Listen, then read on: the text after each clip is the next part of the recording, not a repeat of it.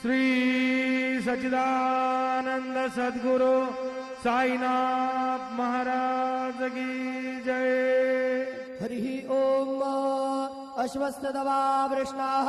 जगन्नाथूपयामि देवयजने पृथिव्याः मघायतवा मगस्तदवा शीर्ष्णे धूपमाघ्रापयामि अग्निर्ज्योतिकाज्योतिकमान्द्रुक्मो वर्चसा वर्चसवान्न सहस्रदा असिदहस्रायत्वा दीपं दर्शयामि दीपानान्तरेण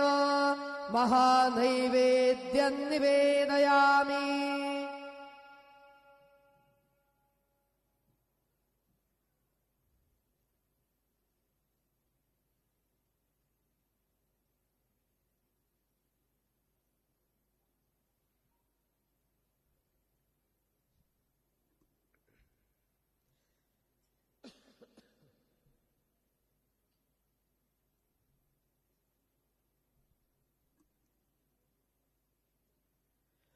ओम प्राणदा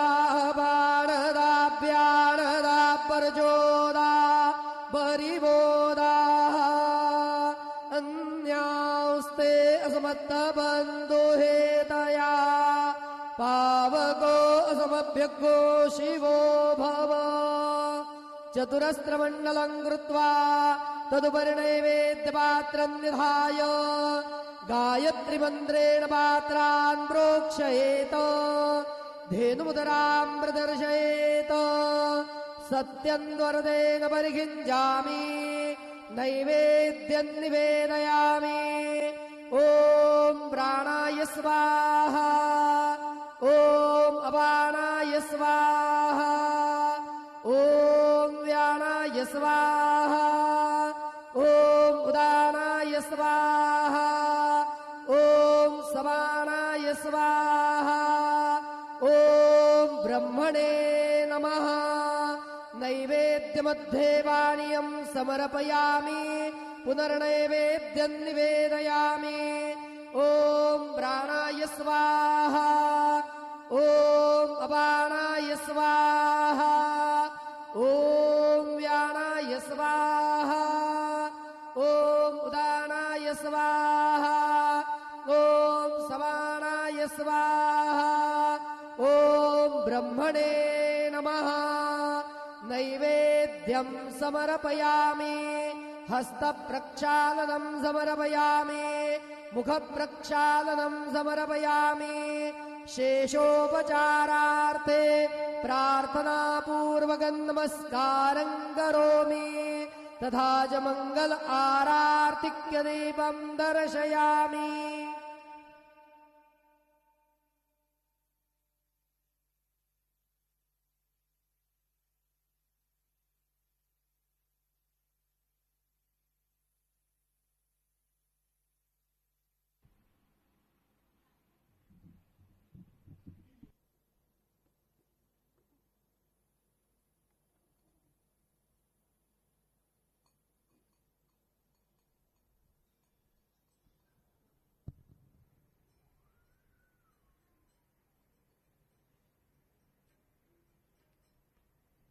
आता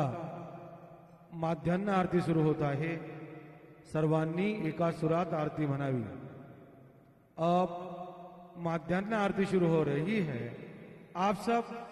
एक सुर में आरती गाइए। श्री सच्चिदानंद सद्गुरु साईनाथ महाराज की जय।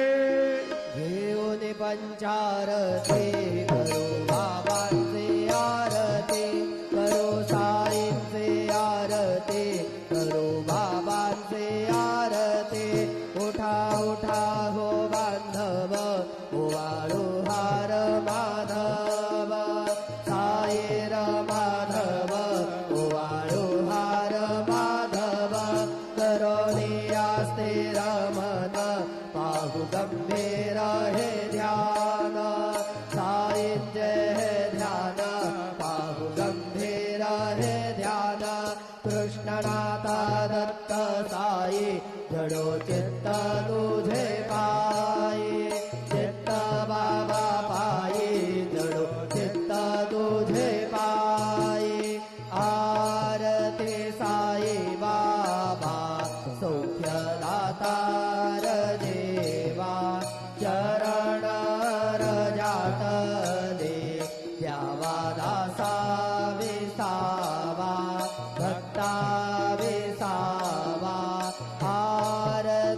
साई बाबा जाळूने आनंद स्वस्वरूपी राहे रंग मोक्षोदना नावी निज डोळा श्रीरंग डोळा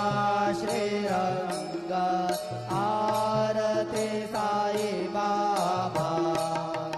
दयामनी जैसा भाव दया तैसा अनुभव नावी से दया घना ऐसे तुझे हे बाब तुझे हे बाब आरती साई बाबा तुमचे नाम ध्याता हरे संस्कृती व्यथा अगाध तव करणी मार्ग दाविसे अनाथा दाविसे अनाथा आरती साई बाबा कलियुगे अवतार सगुण परब्रह्म साचार अवतीर्ण झालासे स्वामी दत्ता दिगंबर दत्ता दिगंबर आरती साई बाबा आठा दिवसा गुरुवारी भक्त करे देवारी प्रभु पद पाहावया भव भया निवारी भया निवारी आरती साई बाबा माझा निज द्रव्य ठेवा तव चरण रज सेवा मागणे जियाता तुम्हा देवाधिदेवा देवाधिदेवा आरती साई बाबा इच्छिता दिन जातक निर्मल तोया निज शोक पादावे माधवाया संभळा पुणे भाक आपुणे भाक आरती साई बाबा सौख्यदातार देवा चरण रजाटने द्यावा दासा विसावा भक्ता विसावा आरती साई बाबा जय देव दत्ता अवधूता हो साई अवधूता जोडून कर तव चरणी देवी तो माता जय देव अवतरसी तू येता धर्माते कानी नास्तिकांनाही तुला विसिले जमजनी भाविसी नागालीला असंग रूपाने हरसे दीनांचे तो संकट दिन रजनी जय देव दत्ता अवधूता हो साई अवधूता जोडून कर तव चरणी ठेवी तो माता जय देव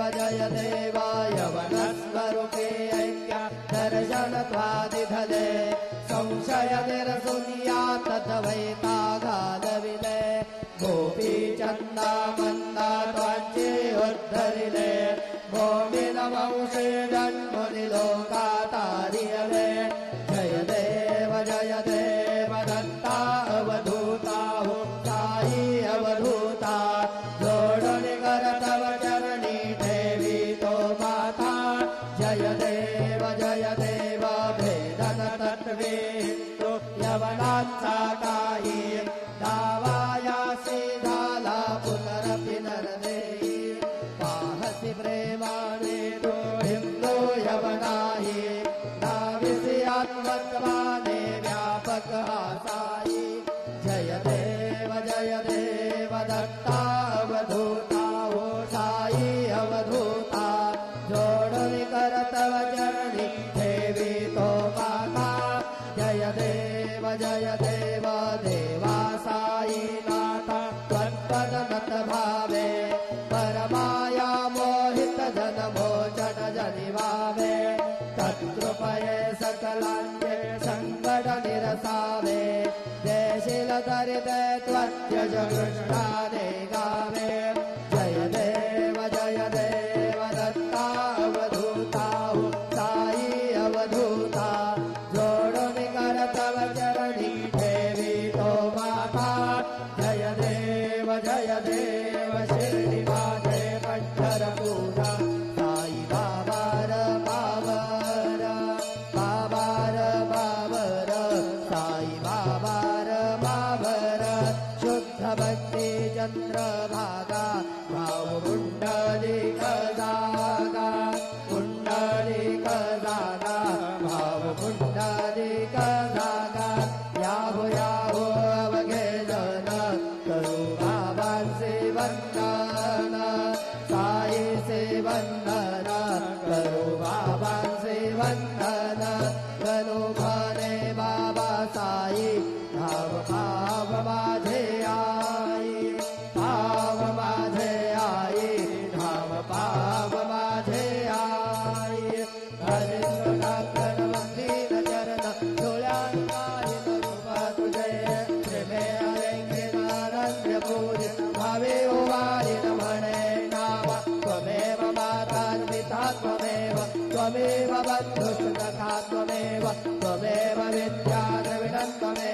त्वमेव सर्वं मम देव कायेन वाचा मनसेन्द्रियैर्वा बुद्ध्यात्मना वा प्रकृति स्वभावात् करोमि यज्ञं सकलं परस्मै नारायणायति समर्पयामि अच्युतं केशवं रामनारायणं कृष्णदामोदरं वासुदेवं श्रीधरं माधवं गोपिकावल्लभं जानकीनायकं रामचन्द्रं भजे हरे राम राम राम हरे हरे कृष्ण कृष्ण हरे हरे श्री गुरुदेवा दत्त हरि ओम जन्मेन जन्मय जन्त देवास्तानि धर्माणि प्रथमान्यासन्न देहनागं महिमानस्य जन्त यत्र पूर्वे साध्या सन्ति देवाः ॐ राजाधिराजा यप्रसय्यस्ताहिने नमो वयं वै श्रवणाय गुर्महे समे कामान् कामकामाय मह्यं कामेश्वरो वै श्रवणो दधातु कुबेराय वै श्रवणाय महाराजाय नमः ॐ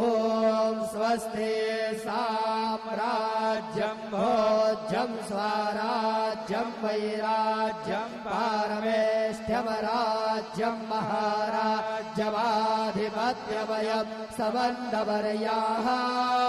ईस्यात् सार्वभौमः सार्वयुषान्तादात् परार्धात् पृथिव्यै समुद्रपर्यन्ताय एकराळिति तदप्येष लोको भिगीतो मरुतः परमेष्टारो नरुतस्यावसङ्गृहे आवीक्षिणस्य कामप्रेत् विश्वे देवाः सभासदैति श्रीनारायण वासुदेव सच्चिदानन्द सद्गुरु साईनाथ महाराज की जय अनंता तुला ते कसे रे स्तवावे अनंता तुला ते कसे रे नमावे अनंता मुखांता श्री शेषगाथा नमस्कार साष्टांग श्री साईनाथ स्मरावे मनीत्वत्पदा नित्यभावे पुरावे तरी भक्तिसाठी स्वभावे तरावे जगातारुणी मायताता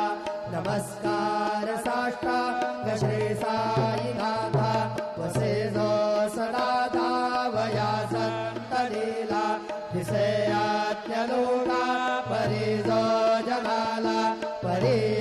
पर्यन्तरित्यान कैवल्यदाता श्रीसाईनाथा नमस्कार साष्टांग श्री साईनाथा वरालाधला महामानवाचा धरा सार्थका साधने बोधसाचा धरो साई प्रेमा कराया हंता नमस्कार साष्टांग श्री साईनाथा धरावे करी सानलपत्यबाला धरावे अमानन्य जंगो निघाला मुखे घाल प्रेमे खराग्रास आता नमस्कार साष्टांग श्री साईनाथा सुराधिक ज्यांच्या पदावंदिताती शुकाधिक जाते समानत्व देती प्रयागादितीर्थे पदे नम्र होता नमस्कार साष्टांग श्री साईनाथा तुझ्या ज्या पदा पाहता गोपबाली सदा रंगलेचे स्वरूपे मिळाले करे रास क्रीडा सवे कृष्णनाथा नमस्कार साष्टांग श्री साईनाथा तुला मागतो मागणे एक द्यावे धरा जोडितो दीन अत्यंत भावे भवे मोहनीरा जहातारियाता नमस्कार साष्टांग श्री साईनाथा ऐसा येई माता दिगंबरा अक्षय रूपावतारा सर्व हि व्यापक तो श्रुती सारा अनुसया त्रिकुमारा बाबा येई बा भाषे स्नान जप प्रतिदिवशी कोल्हापुरवीक्षेते निर्मल नदी तुंगा जलप्राशी निद्रामाहुरदेशी ऐसा येई बा धोळी धोंगतसे बाप करी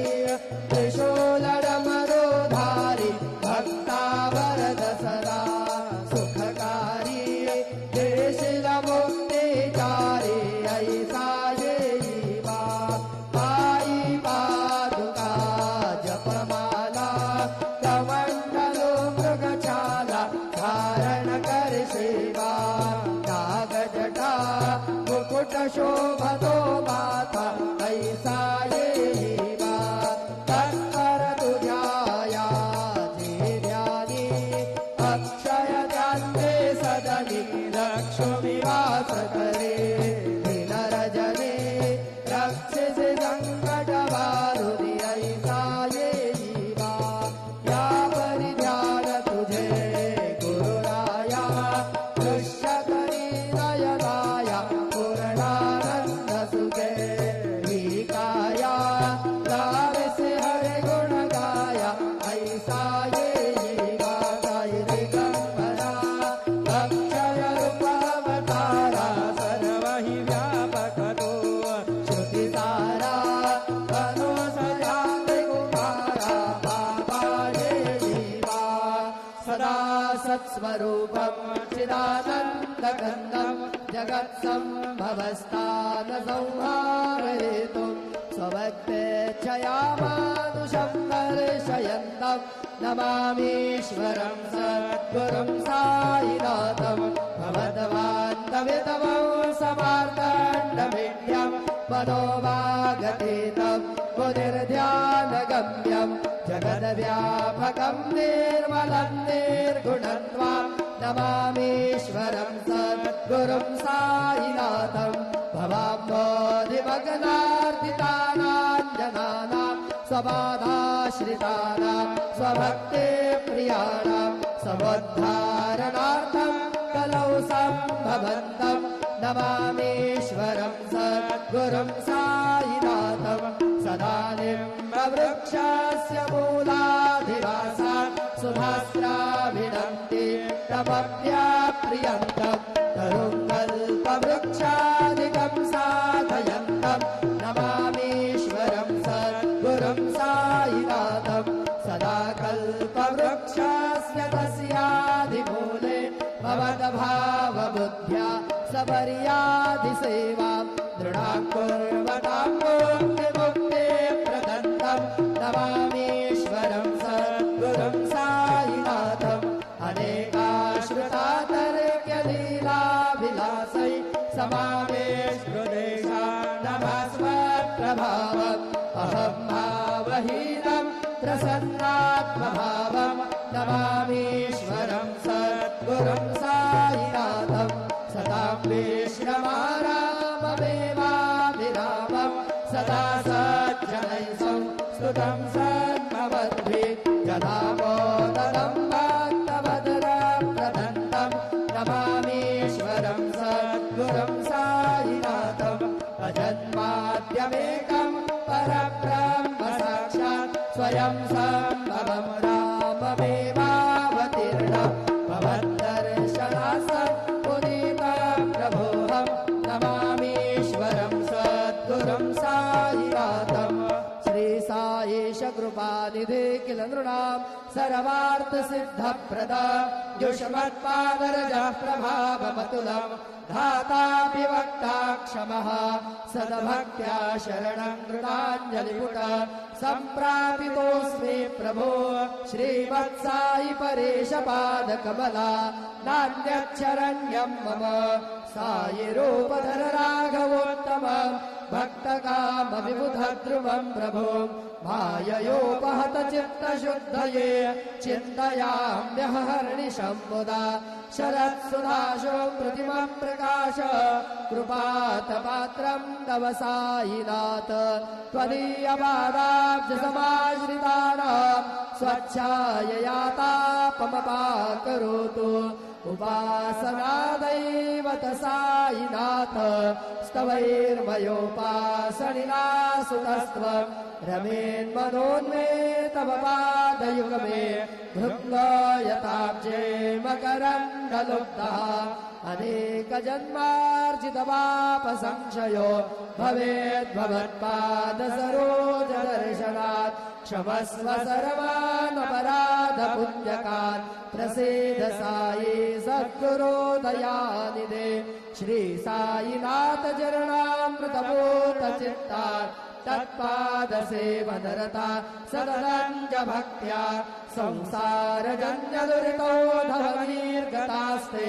कैवल्यधाम परमं समवाप्नुवन्ति स्तोत्रमेतत्पठेद्भक्त्या यो नरस्तन्मनः सदा सद्गुरो साईनाथस्य कृपापात्रं भवेत् ध्रुवम् करचरणकृतं वा कायजं कर्मजं वा श्रवणनयनजं वा मानसं वा पराधं वा विहितमविहितं वा सर्वमेतच्क्षमस्व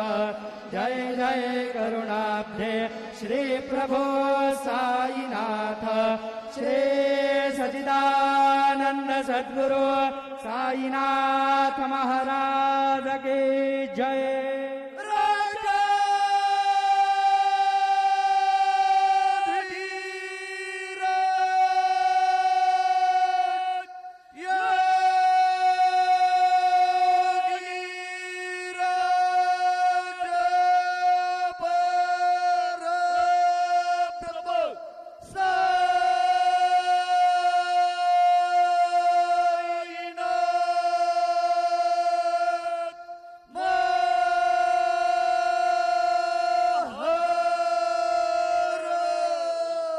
श्री